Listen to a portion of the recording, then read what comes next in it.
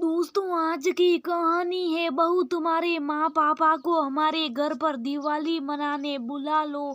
दोस्तों, कहानी शुरू करने से पहले अगर हमारे चैनल को सब्सक्राइब नहीं किया हो तो कर लीजिए ताकि आपके पास पहुंचे हर रोज नया वीडियो।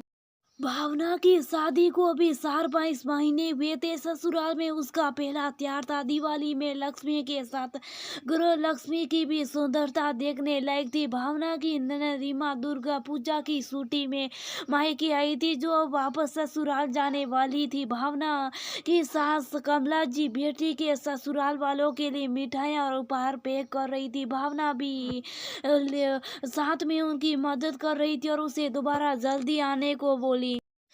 जब सभी औरतें साड़ी कपड़े में लगी थी तभी दरवाजे पर एक बहुत बड़े डब्बे का कुरियर आया। रीमा ने पूछा, इतना बड़ा डब्बा माँ आपने मंगवाया या भैया ने भाभी के लिए मंगवाए? कमला जी बोली, मैं तो कुछ नहीं मंगवाई हूँ। वही रमेश ने भी इनकार किया। पास बैठे ससुर जी बोले, अरे चिंता की क्या बात है, पूछ लो उससे कहाँ से आया। वो बोला, जी ये सामान बनारस से शर्मा जी के द्वारा भेजा गया है, भावना की फैमिली के लिए। वो बोले, अच्छा अच्छा, तो ये समधी जी ने भेजा है हम सबके लिए, लाओ भाई दे दो और ये दो मिठाई, दिवाली की शुभ कामनाएं। रमेश ने डब्बा उठाकर एक किनारे में रख दिया।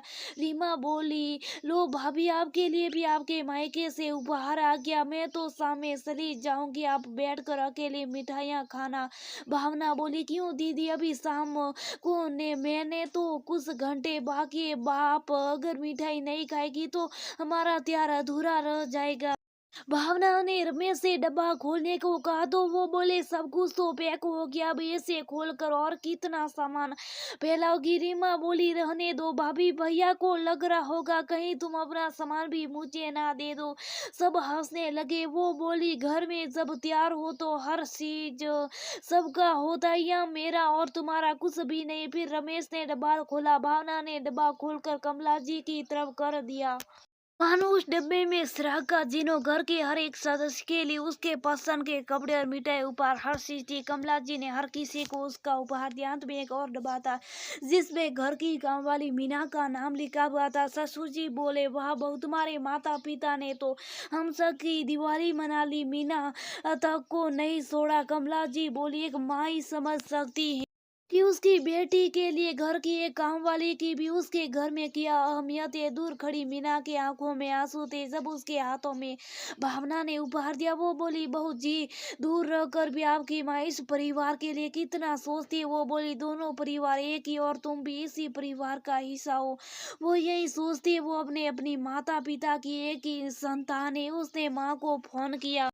और उपहार के लिए धन्यवाद प्रकट किया तो माँ बोली, इतने सालों में पहली ये दिवाली होगी जब हमारा घर आंगन सुना होगा।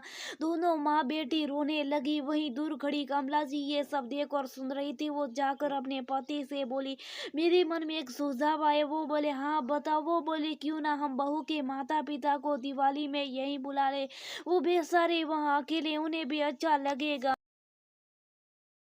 रीमा बोली, दिवाली में आप मुझे ससुराल भेज रही और एक तरफ बहू के माता पिता को यहाँ बुला रही। माँ ने बड़े प्यार से बेटी को समझाया, बेटा तुम अपने ससुराल की गृह लक्ष्मी हो, बहू इस घर की लक्ष्मी है। लक्ष्मी पूजा में अगर घर की लक्ष्मी दुखी रही तो घर में सुख समृद्धि कैसे आएगी। और त्योहार में जहाँ तुम्हारे माता पिता तुम्हारे लिए यहाँ खुश है, वहीं बहू के माता पिता, ये भी तो अच्छी बात नहीं है। और हम आगे बढ़कर इस चीज का आगाज करेंगे, तभी तो रिश्तों में और मिठास बढ़ेगी। कमला जी की बात सुनकर उनके पति उन पर गर्व महसूस कर रहे थे और रीमा को भी अपनी गलती का एहसास हुआ और अपनी माँ के विचारों पर गर्व महसूस हुआ। जब रमेश को इस बात की जानकारी दी गई, रमेश बहुत खुश हुआ और बोला, भावना को हम सरप्राइज देंगे। दिवाली का ये उपहार उसे और उसके माता पिता को हमेशा याद रहेगा। इधर भावना मायके से आई हुई मिठाइयों को भी अपनी ननद के लिए पैक कर रही थी। ये सब देखकर रीमा की आंखों में आंसू आके शाम में जब वो विदा हो रही थी तो भाभी को गले लगाकर बोली, मुझे बहुत खुशी है कि इस घर की गृह लक्ष्मी आप, ईश्वर करे आप सदा खुश रहे और इस घर की खुशी सदा बनी रहे। 2 दिन बाद दिवाली थी। ननद के जाने के बाद भावना घर की साफ सफाई में लग गई। दूसरे दिन रमेश से जरूरी काम से बाहर निकले और रात तक लौट कर आने के लिए बोल के मीना भावना की पूरी मदद कर रही थी और पूरे घर की साफ सफाई करके रात के लिए खाना बनाकर वो अपने घर जा रही थी। भावना बोली, बहुत देर हो गई मीना, घर जाकर खाना मत बनाना, अपने परिवार के लिए भी खाना लेकर जाओ। और वो खाना लेकर चली गई। कमला जी ने पूछा, बहू रमेश कब तक आएगा? वो बोली, मम्मी जी वो किसी मीटिंग के लिए काम से बाहर गए, रात तक लौटेंगे। ऐसा बोल करके वो बोली, उसे आने दो, हम सब साथ में खाना खाएंगे। रात के करीब 10:30 बजे दरवाजे की घंटी बजी। कमला जी बोली, बहू देखो कोई आए। वो बोली, ये आए होंगे, मैं अभी खोलती हूँ। वो दरवाजे की ओर बोली। जैसे ही उसने दरवाजा खोला, सामने अपने माता पिता को देखकर वो हैरान हो गई। कुछ बोल नहीं पा रही थी, बस उसके आंखों से खुशी के आंसू बह रहे थे।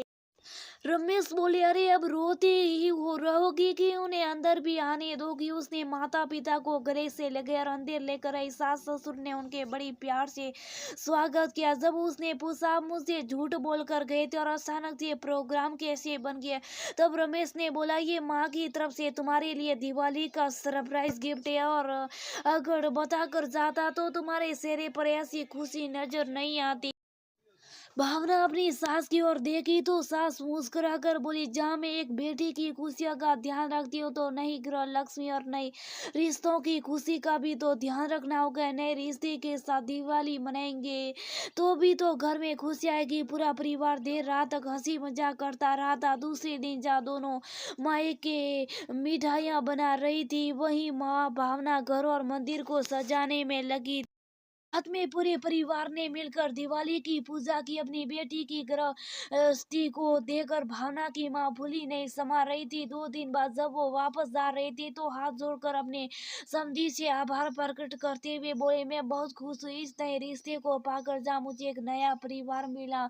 मेरी बेटी को सास ससुर के रूप में एक नए माता पिता मिले। ये दिवाली मेरी जीवन की एक यादगार दिवाली होगी, क्योंकि एक नए रिश्ते के साथ नए रूप से मैंने ये दिवाली मनाई है। ये जाने के बाद भावना ने अपनी सास का हाथ पकड़कर कहा, मम्मी जी अगर आपकी तरफ हर सास अपनी बहू और उसके परिवार के लिए सोचने लगे तो हर बेटे की माँ चैन की नींद सोएगी और नए रिश्तों के साथ हर त्योहार मनाएगी। और वो उनके गले लग गई, मानो एक माँ को विदा किया और एक माँ को पा लिया। दोस्तों, त्योहार का मतलब होता है खुशियाँ बांटना, जो कि बांटने से बढ़ती। जहाँ हम नए रिश्ते बनाते हैं, वहाँ क्यों नहीं नए तरीके से त्योहार को भी मिलजुल कर मनाने का आगाज करते हैं।